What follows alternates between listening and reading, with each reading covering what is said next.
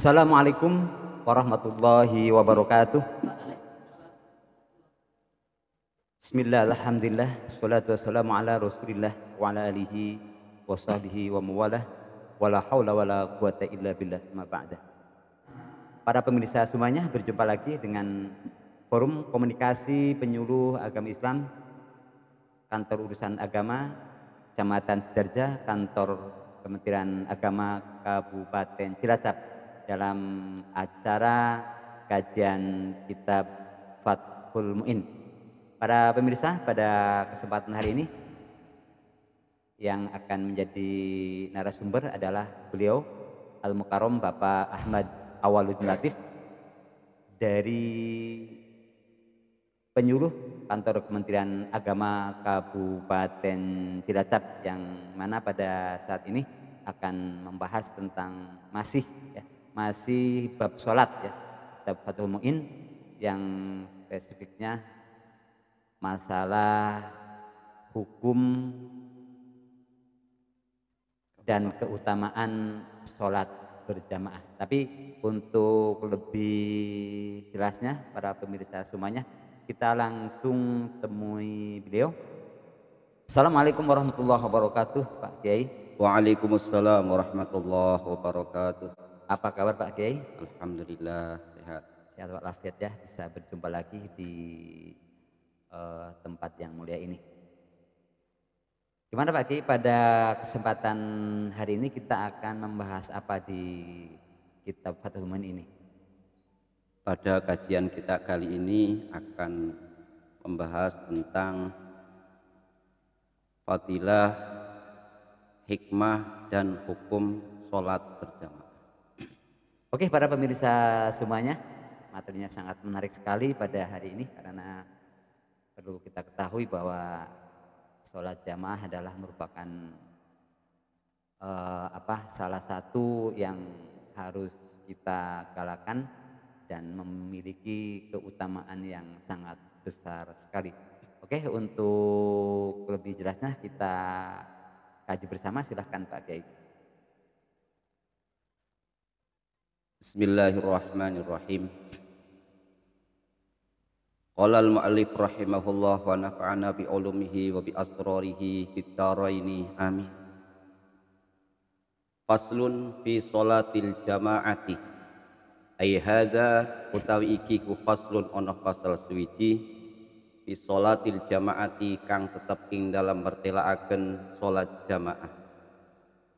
Wa syuri'at lan den syariatake apa jamaah bil madinati ing dalam Madinah. Wa aqalluha utawi luwih kidike jamaah iku imamun imam wa makmumun lan makmum.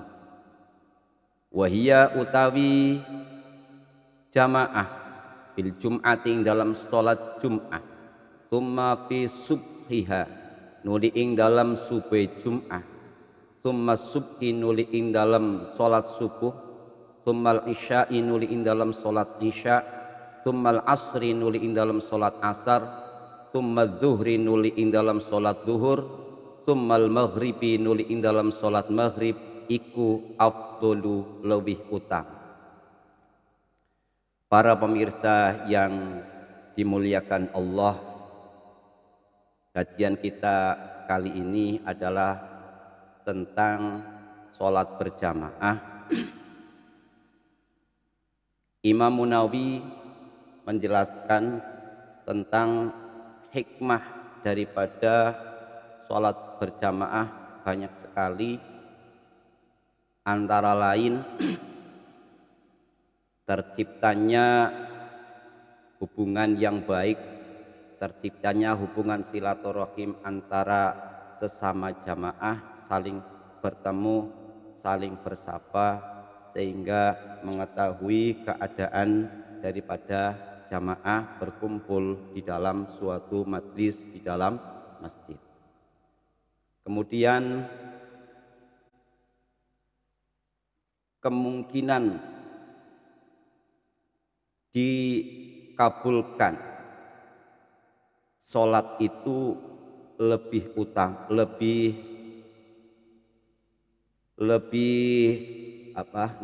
kemungkinan dikabulkannya sholat jamaah lebih besar, karena para jamaah kan macam-macam, sangat majmuk. Ada yang alim, ada yang sedang, ada yang kurang memahami tentang sholat jamaah. Apabila salah satu saja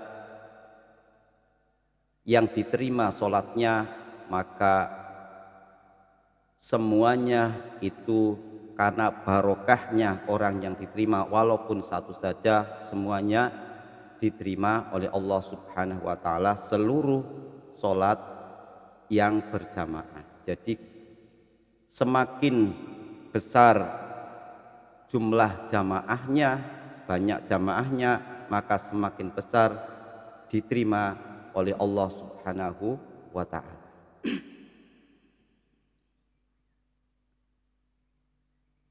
Fadilah, keutamaan tentang sholat jamaah banyak sekali.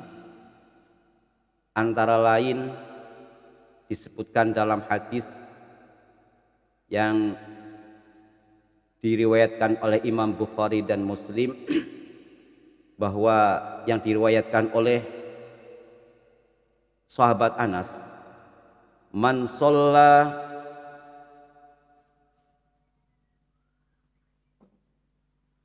masa ila sholatin maktubatin fil jamaati bahagia kahajjatin. Orang yang berjalan menuju sholat fardu untuk berjamaah, maka pahalanya sama dengan orang yang haji. Subhanallah, maha dahsyat pahala tentang sholat jamaah. Padahal kita tahu haji biayanya besar, butuh fisik yang prima, belum lagi antrian yang sangat panjang. Kita cukup dengan melaksanakan sholat jamaah, itu pahalanya seperti orang yang haji.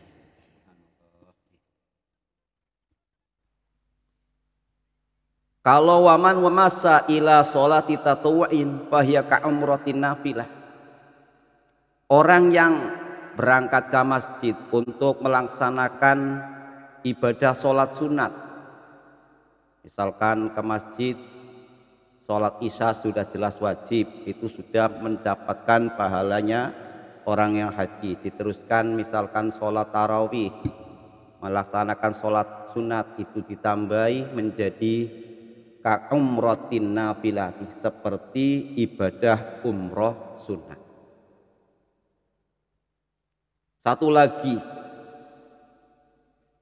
man sholla arba'ina yauman fi jama'atin yudriku at-takbiratul ula kutiba lahu baro'atani, baro'atu minan nar wa baro'atu minan nifaq.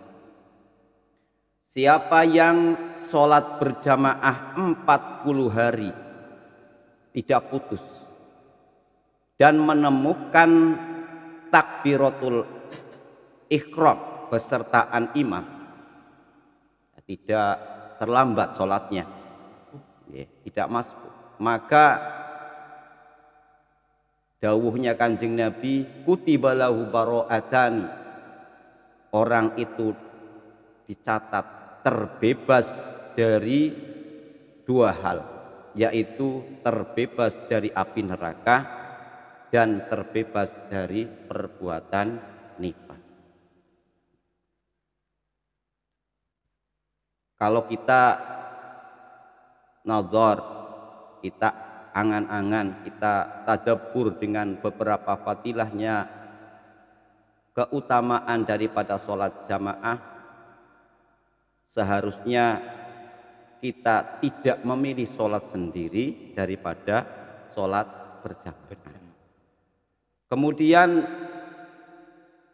sholat berjamaah itu pertama disyariatkan di Madinah, jadi di Mekah itu belum disyariatkan untuk sholat berjamaah.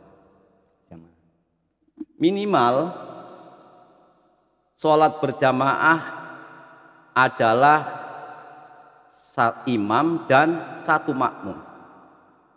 Jadi kalau imam makmum satu saja itu sudah dinamakan jamaah. Walaupun secara bahasa kalau jamak itu lebih dari tiga atau lebih. Tetapi minimal tiga atau lebih. Tetapi kalau sholat jamaah itu cukup walaupun makmum satu dianggap sudah memperoleh fadilah jamaah. Ya, walaupun hanya dengan istrinya, walaupun dengan pembantunya, walaupun dengan anaknya. Usahakan adalah sholat kita setiap 5 waktu jangan sampai sholat tidak berjamaah walaupun hanya dengan satu orang, lebih-lebih dengan berjamaah di masjid yang banyaknya jamaah lebih besar. Urutan keutamaan jamaah yang paling utama adalah ranking pertama adalah sholat Jum'ah. Itu ranking pertama keutamaan sholat jamaah pertama adalah sholat Jum'ah. Yang kedua sholat subuh di waktu Jum'ah. Jadi sholat subuhnya pada hari Jum'ah. Yang ketiga adalah sholat subuh di semua hari. Kemudian sholat Isya. Diteruskan sholat asar, sholat zuhur, sholat maghrib. Sholat maghrib itu dari deretan keutamaan itu yang paling terendah. Tapi malah di masyarakat kita adalah terbanyak dalam jamaah sholat maghrib. Ya tidak jelek sih, ya baik-baik saja, ya baik-baik saja.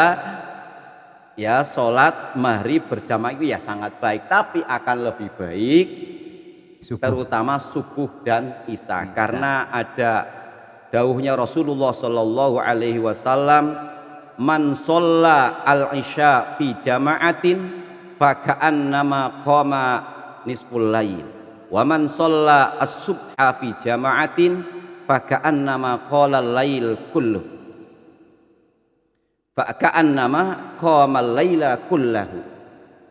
Barang siapa yang sholat isya berjamaah, seakan-akan orang itu adalah beribadah separuh malam.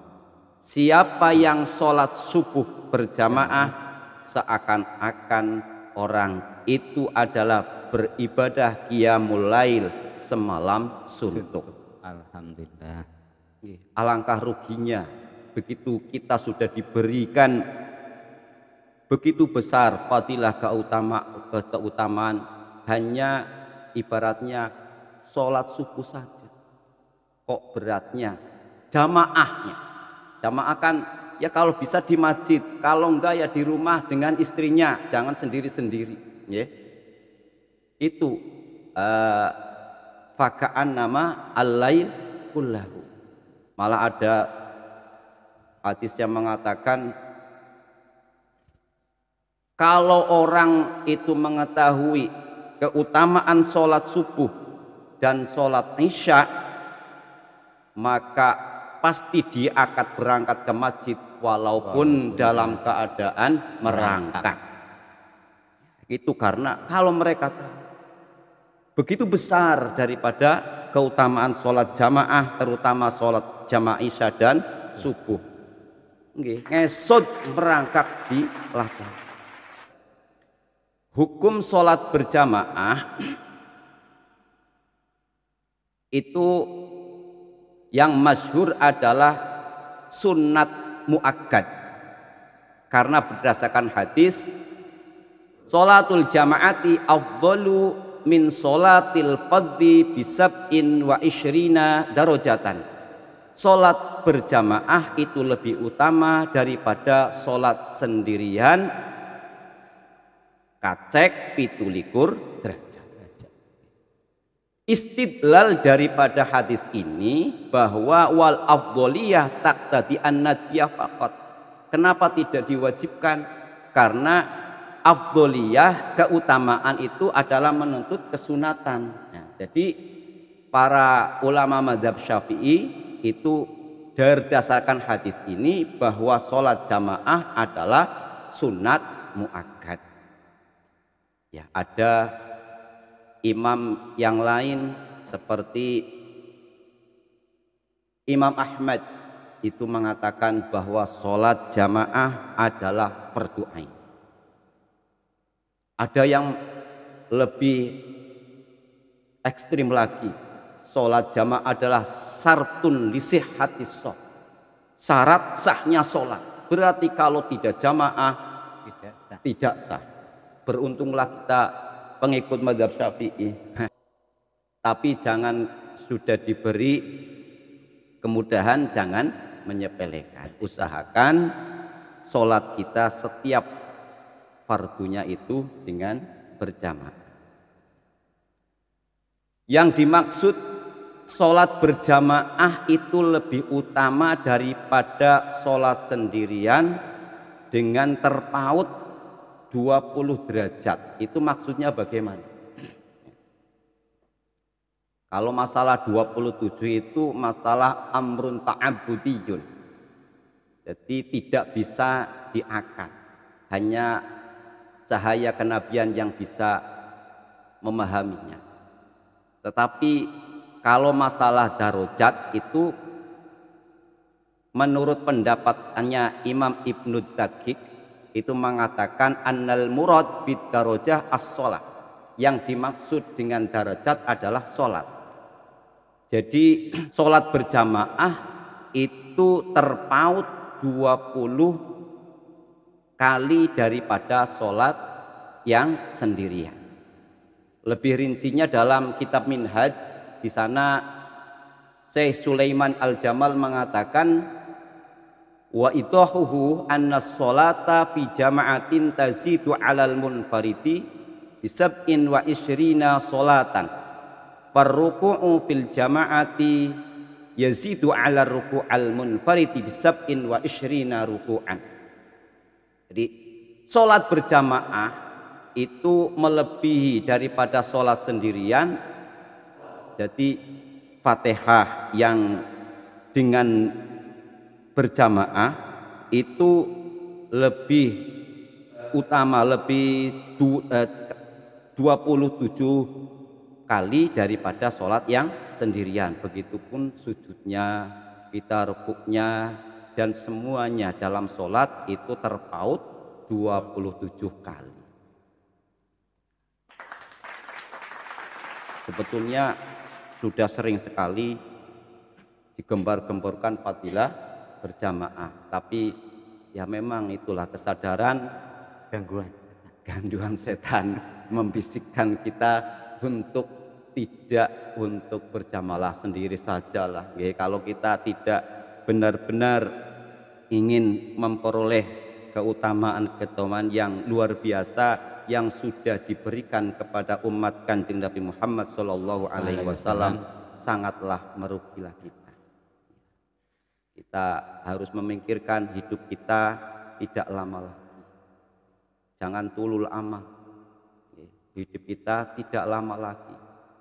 Kalau sholat sendiri berapa? Jadi kemungkinan dikabulkan oleh Allah Subhanahu wa taala sangat kecil, tapi kalau berjamaah kemungkinan diterima oleh Allah sangat besar, karena barokahnya satu orang saja diterima, maka semuanya diterima oleh Allah Subhanahu wa taala. Belum lagi keutamaan-keutamaan yang ada pada sholat berjamaah.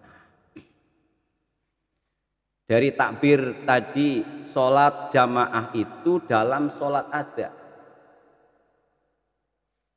Kalau sholat qodho itu bagaimana? Sholat qodho itu tidak dihukumi qodho berjamaah, bagaimana? Tidak dianjurkan atau bukan merupakan sunat muakkad, kecuali apabila antara imam dan makmum itu qodoknya sama, artinya imam dan makmum sama-sama qodok zuhur, imam dan makmum sama-sama qodok asar, itu tetap disunatkan untuk berjamaah dengan sunat yang muakkad. Tetapi kalau terpaut, misalkan imam qodok sholat zuhur, makmum qodok sholat asar, itu hukumnya bagaimana? Adalah khilaful aula, ya, khilaful aula, tidak sampai makruh, ya, kurang utama.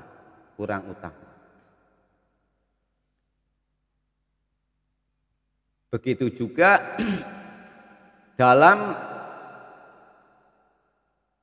qodoknya berjamaahnya orang yang sholat qodok, yang satu ada berjamaah. Jadi imamnya misalkan sholat maghrib ada, terus makmumnya sholat qodok, entah itu qodok zuhur atau qodok asar atau qodok maghrib, itu adalah hukumnya khilaful aula, khilaful aula, ya. Jadi ya boleh-boleh saja kalau sholat berjamaah tidak sama jumlah rakaatnya juga boleh. Imam misalkan tadi imam sholat maghrib, makmum qodok sholat asar, nah, itu ya juga boleh. Tetapi hukumnya kalau tidak sama-sama qodok, tidak sama-sama ada, itu hukumnya khilaful aula. Jadi kalau berarti kalau tadi makmumnya sholat qodok sholat asar, berarti setelah imam selesai melaksanakan sholat zuhur berarti harus nambah 1 rakaat.